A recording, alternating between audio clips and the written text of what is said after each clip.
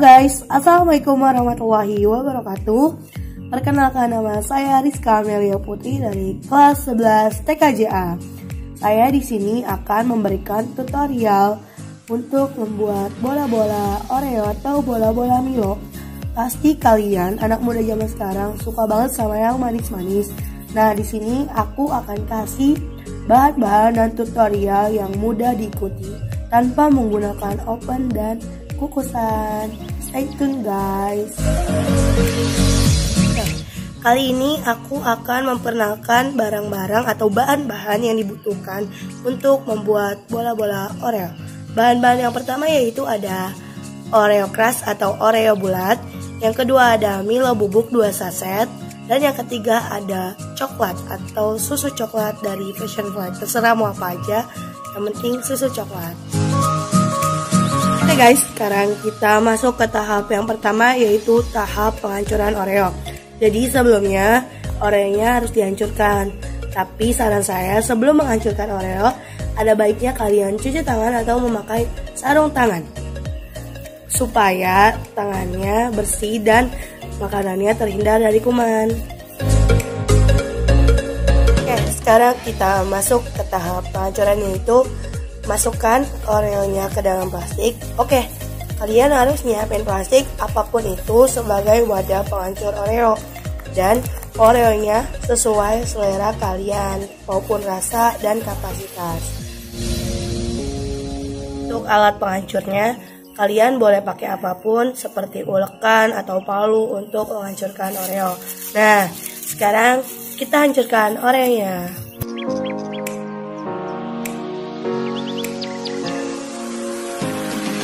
Oke, sekarang Oreonya sudah selesai dihancurkan. Habis itu kita ambil wadah-wadahnya untuk membuat Oreonya. Yang pertama, siapkan baskom atau wadah apapun.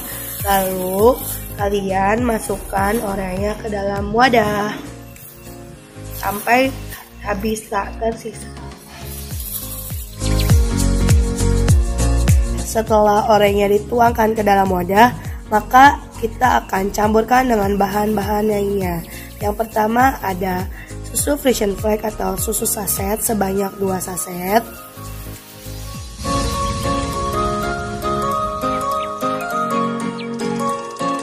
Bahan selanjutnya yaitu Milo saset. Ada 2 saset Milo. Yang pertama untuk campuran bahan dituangkan ke dalam wadah seluruhnya. Sekarang saatnya kita masuk ke tahap yang kedua, yaitu tahap mencampurkan seluruh bahan-bahan.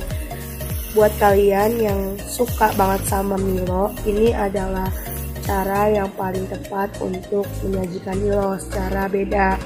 Jadi kita campurkan sampai merata.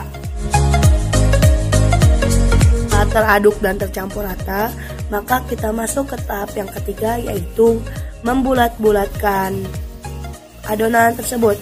Lalu yang pertama adalah siapkan piringnya. Lalu kalian bulat-bulatkan sesuai selera kalian.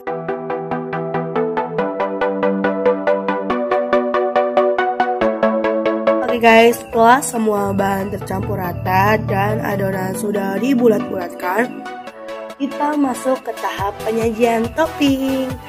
Kita ambil toppingnya, yaitu Milo bubuk yang tadi 2 saset.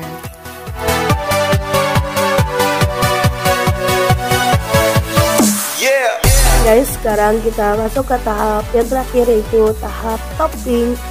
Di sini aku pakai topping bubuk Milo yang udah aku masukin ke dalam mangkok.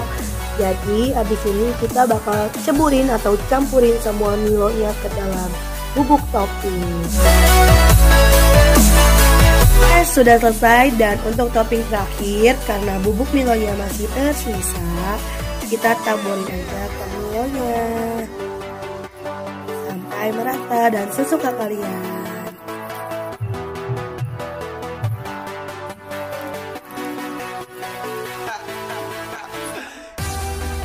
Selesailah sudah tutorial membuat makanan atau bola-bola Milo pada kali ini. untuk nilai bahasa Indonesia teks tersebut. Sekian, terima kasih. Assalamualaikum warahmatullahi wabarakatuh.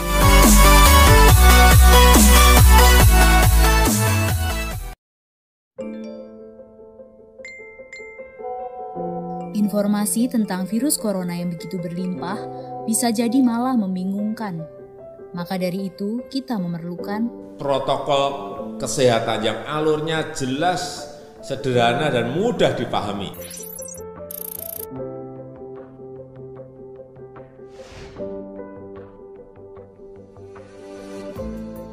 Siapa yang berpotensi terpapar virus corona?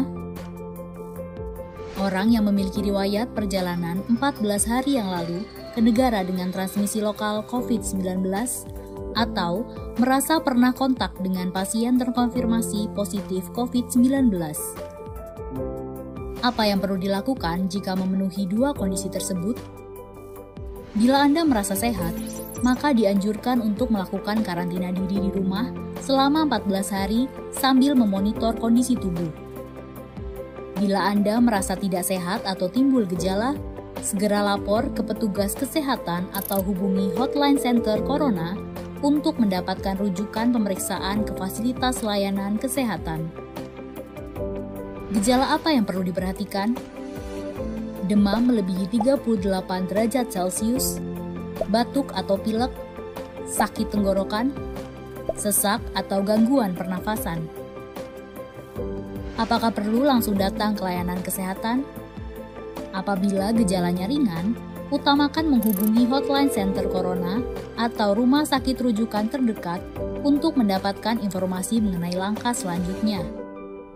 Sambil mencari informasi, ini yang perlu dilakukan.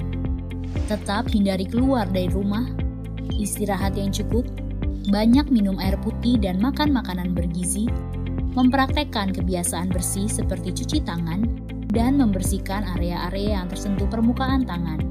Gunakan masker agar percikan dari batuk atau bersin tidak mengenai orang lain, bahkan di dalam rumah sekalipun. Kapan harus mencari bantuan medis tambahan? Bila gejala yang dirasakan cukup parah, misalnya sesak nafas berat, atau apabila Anda dalam klasifikasi kelompok rentan karena berusia lebih dari 60 tahun, memiliki penyakit kronis seperti diabetes, hipertensi, gangguan imun, ada riwayat sakit pernafasan, dan lainnya.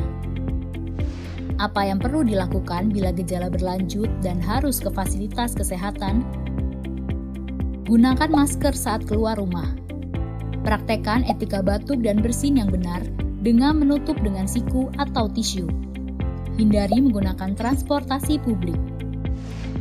Bagaimana tahapan screening pasien di fasilitas pelayanan kesehatan?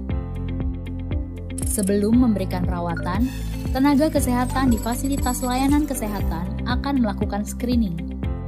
Jika tidak memenuhi kriteria pasien dalam pengawasan atau PDP COVID-19, maka akan dirawat inap atau rawat jalan, tergantung diagnosa dan keputusan dokter.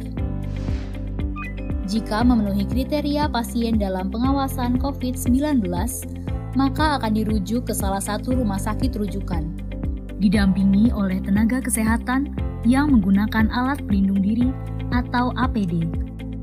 Di rumah sakit rujukan, spesimen pasien diambil untuk pemeriksaan lab dan pasien akan ditempatkan di ruang isolasi.